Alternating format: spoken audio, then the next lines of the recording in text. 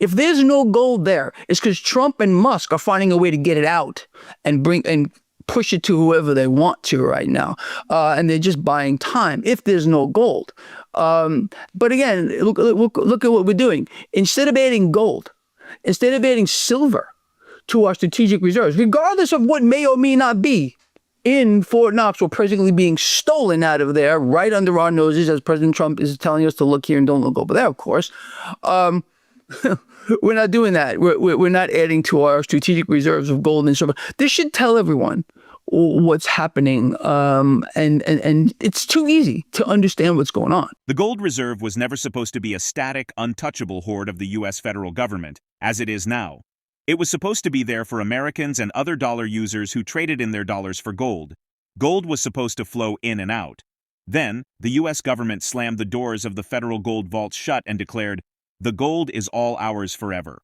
Like most everything else the U.S. government owns, the gold in the U.S. gold reserves is there due to many years of lies, gaslighting, and deception. The gold is there because the U.S. regime defaulted on its debts and reneged on its promises to back dollars in gold. Global expert Gregory Mannarino questions the alleged disappearance of gold from Fort Knox, noting no one actually verifies it. He warns that instead of stockpiling gold and silver, attention is being diverted as central banks prepare for a financial reset. Gold broke the $3,000 an ounce price threshold for the first time on Friday, as investors sparked a rally in the safe haven asset amid mounting economic uncertainty due to President Donald Trump's tariff war. In particular, Mannarino warns of a global paradox. He believes central banks deliberately drive this shift toward a new financial system. As far as the market is concerned, Mannarino calls the Mar-a-Lago Accord a desperate debt restructuring plan that strengthens the Fed. Without curbing the Fed's expansion, he predicts continued economic decline.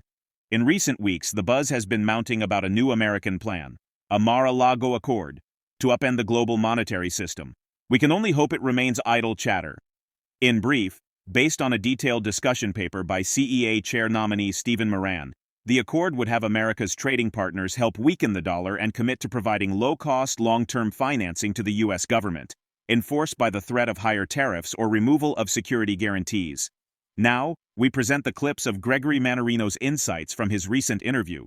Before we continue to discuss this, please subscribe to our channel and activate the bell icon for timely updates. The entire global economy, and this is not new. This has been going on for quite a while now. We've even spoken about it, I'm sure, in previous episodes, is contracting rapidly. At the same time, I mean, the paradox is an incredible thing.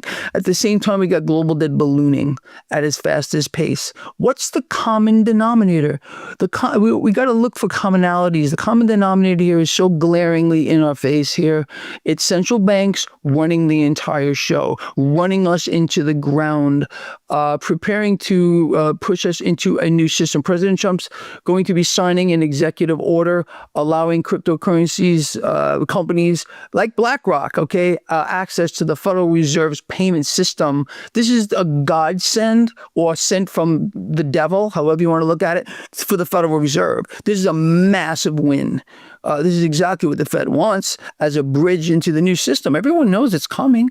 But again, there's no pushback. There's a lot of people that are not into it. They don't want to see that we don't need to be adding Bitcoin or any of these other cryptocurrencies to our strategic reserves. You know, it's an interesting thing. We've been hearing for weeks now how there's possibly no gold at Fort Knox, right?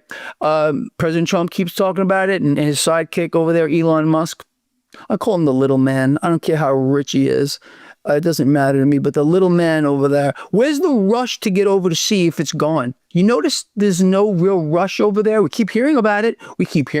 They're both talking about it, but no one's going over to check it out. I think there's a grand theft going on right now. If there's no gold there, it's because Trump and Musk are finding a way to get it out and push it to whoever they want to right now. And they're just buying time if there's no gold. But again, look at what we're doing. Instead of adding gold, instead of adding silver to our strategic reserves, regardless of what may or may not be in Fort Knox, we're presently being stolen out of there right under our noses, as President Trump is telling us to look here and don't look over there, of course. We're not doing that. We're not adding to our strategic reserves of gold and silver. This should tell everyone what's happening, and it's too easy to understand what's going on, in my opinion. But again, we have a situation that you and I, again, have been talking about for I don't know how long, bro. We've been warning, we've been telling, you and I, and there's other people like us who've been really saying, hey man, you know what? Start paying attention, people, because things are not what they appear to be. First of all, Besson is a tool. He is the definition of a tool, in my opinion. Everything that's come out of that man's mouth, including what came out of his mouth today, is a lie. Again, the U.S. Treasury Secretary is nothing but a peddler of U.S. debt, trying to get foreigners to buy debt. We're done here. And with regard to, the whole thing behind the Mar-a-Lago Accord. The Mar-a-Lago Accord is nothing but a debt restructuring scheme. What they're going to do here, you can't make this up if you try to. Okay, so they're going to be either forcing or offering foreign investors of debt the opportunity to swap out the debt that they currently have for 100-year non-coupon. In other words, they pay no interest debt. 100-year non-coupon debt. What's the perks? There are two perks to this. Why a foreign would have to be a foreign nation, obviously, would be interested in something like this. Perk number one, they get to buy the 100-year bond below face value, which means eventually the debt will become due, of course, and will be payable in 100 years. The bigger perk behind the Mar-a-Lago Accord, any nation that's going to buy these 100-year non-coupon bonds will have the privilege to borrow against the bond and the Federal Reserve will fund it for next year. I think it may even be zero or very close to zero. So this is sending the world two messages. Number one, we can't pay our debt back. We cannot pay our interest on our debt. It's a desperate move here. Number two, it's allowing, in this case, the Fed to vastly inflate on the back of this, and this is their sole power. If I've been telling people on your show and everywhere else, if we can find a way, if we had a real leader, which we do not, all right, and Kamala would have been just as bad, or any other creature that wanted to put behind the Resolute desk, that we could find some way to stop the Fed from inflating, we win. Until that point, we will continue to lose and lose big. So I believe the Mar-a-Lago Accord is probably going to happen, and it's a massive win, of course, for the Federal Reserve. In the interview, Gregory Mannarino warns that the U.S. is in decline, with mounting debt and a weakening dollar signaling deeper economic troubles. He criticizes the Treasury Secretary for downplaying recession risks, calling the Mar-a-Lago Accord proof of financial desperation. The U.S. dollar index, DXY, declined 4.2% between the start of the year and Friday's close. That marked the largest decline for the index since 2008, when it slid 4.8% over the same period as the global financial crisis unfolded. Nearly all of the dollar's decline so far this year came over the past week as tariffs on Canadian and Mexican goods went into effect. Even the Canadian dollar and Mexican peso, which theory says should fall on concerns tariffs will plunge the economies into recession, gained against the U.S. dollar last week. While the stock market is correcting, he doesn't see this as the big one yet, emphasizing that a true crash will start in the debt market. He urges people to watch for further instability as central banks expand their control. Let's get back to the interview. What I believe is happening here is, unfortunately, the United States is falling off the map in many ways. We're not moving forward. We are going backward. And the world is taking notice here. We have issues with debt, which are insurmountable. You and I have covered this multiple times over the years. Dude, you and I have been at this for a long time. We heard today from our lovely U.S. Treasury Secretary, it's kind of interesting, who's telling us, he's blowing off any kind of suggestion that the United States is moving towards a recession. What's the job of the U.S. Treasury Secretary? Let's really boil down to what they're a peddler of U.S. debt. The U.S. Treasury Secretary peddles U.S. debt to the rest of the world. So, of course, you would expect a U.S. Treasury Secretary to tell you how great and rosy everything is because it wants to sell more debt. The world is frankly sick of it, frankly. And this Mar-a-Lago Accord, which is this debt restructuring mechanism, is proof again that our debt situation is at a critical mass. So, I mean, look, man, every way you want to look at it, we got a problem. If you want to focus on a couple of things that I look at all the time, and I've been looking at this a lot as of late, the U.S. dollar on a relative strength basis is a huge, huge tell that we got issues. We've been watching the stock market crater. We're now, the S&P 500 today, as a matter of fact, just entered a correction. So what does this mean? With regard to geopolitical fallout, if you want to call it that, what's going on here, and the markets, the dollar is sending us a signal that it's irrelevant, an irrelevant dollar. How do we know that? Because we should be seeing the dollar on a relative strength basis or comparative moving higher. We're not seeing this. We're seeing the dollar drop and drop and drop and drop. You know me. I study the debt market before I even look at the stock market. I've been telling people this for 1,000 freaking years.